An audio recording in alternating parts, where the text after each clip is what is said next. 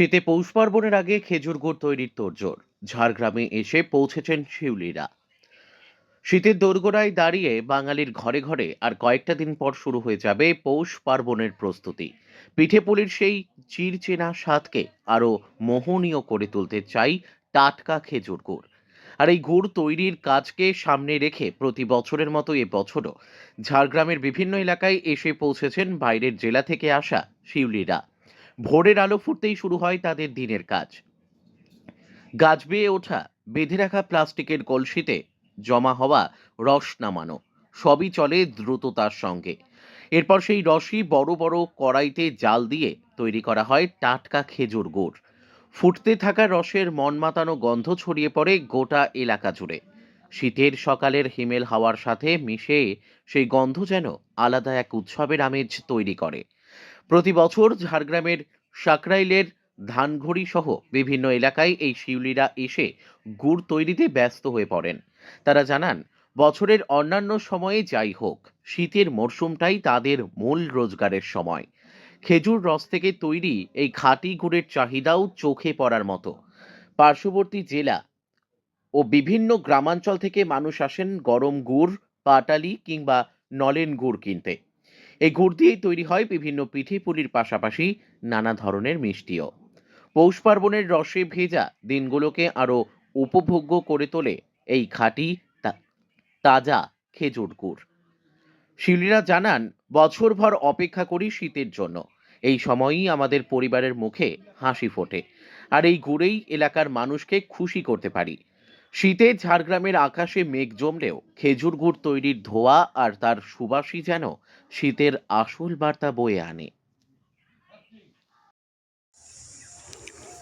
আমরা এই খেজুর গাছে এই ধরো প্রথম আসছি, এই কাজ চলছে এই 2 মাস। 2 মাসের কাজ মোটামুটি যেগুলো যেগুলো রস পড়ছে সেগুলোই টাঙানো হচ্ছে হাঁড়ি। এখন টাঙানো হচ্ছে, ভোরবেলা ওইটাকে নামিয়ে ওইটা জাল দেওয়া হবে 7টা 8টা পর্যন্ত। ওইটা তারপরে গুড়, কেউ পাটালি চাইলে পাটালি করা হবে, গুড়, ঝোলা গুড়, বালি গুড়, মানে সব রকম এই রকম হবে। তোমার ওইটা কালকে ভোরবেলা নামানো হবে রসটা। এটাই। আর তোমার হচ্ছে আমাদের গাছ দেওয়া আছে 120 পিস। আচ্ছা। ওই গাছটা হাফ করে টাঙা হয় 60টা করে। 60টা করে টেঙে ওই 3 দিন 60টা, 3 দিন এই 60টা, মানে 120টা এরকম করে টাঙা হয় আর কি। রসটা ভোরবেলা নামিয়ে তারপর ফোটানো হয়।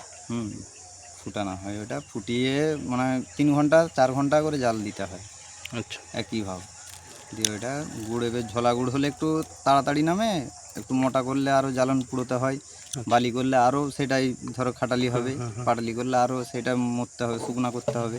আচ্ছা, বিক্রি পাটা কীরকম হচ্ছে?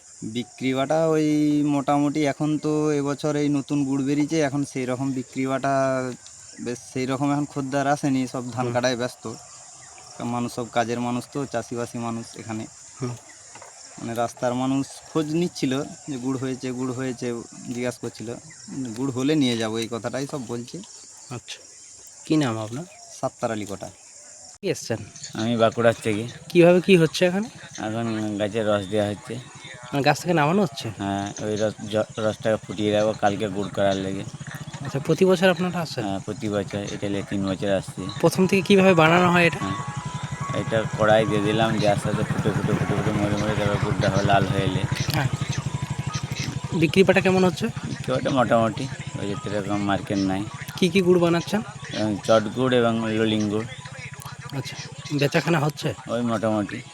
প্রায় কতগুলো গাছে হাঁড়ি বাঁধানো হয়েছে? হাঁড়ি বানানো আছে 120টা। আচ্ছা, এগুলো ভোরবেলা নামানো? হ্যাঁ, 3টের থেকে নামানো হয়। তারপর সকাল থেকে গুড়ের কাজ শুরু হয়ে যায়? হ্যাঁ, 10টা বেজে যায় গুড় হতে।